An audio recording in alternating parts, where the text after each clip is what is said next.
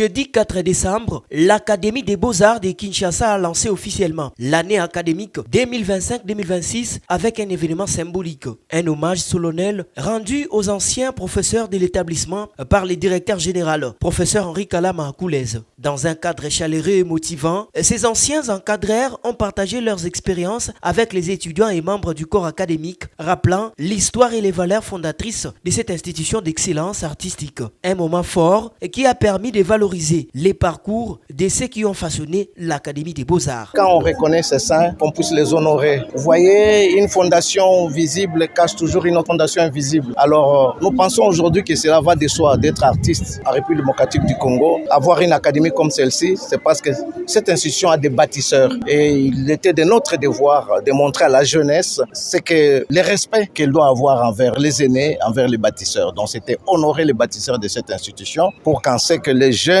puissent s'approprier de leur héritage et faire en sorte qu'eux aussi puissent investir en bons citoyens pour qu'eux aussi, un jour, puissent être reconnus et que ça, c'est notre institution mère, comme on aime bien le dire, notre alma mater. La suite de la journée a été consacrée à des activités para-académiques, notamment du sport, de la danse et diverses animations avant que les étudiants méritants ne soient récompensés pour leur engagement. Les professeurs Henri Kalama Akoulez en a profité pour présenter officiellement les membres du comité directeur. Par cet acte de reconnaissance, l'Académie des Beaux-Arts montre une fois de plus son attachement à la mémoire, à la formation des qualités et à la motivation de la jeunesse artistique.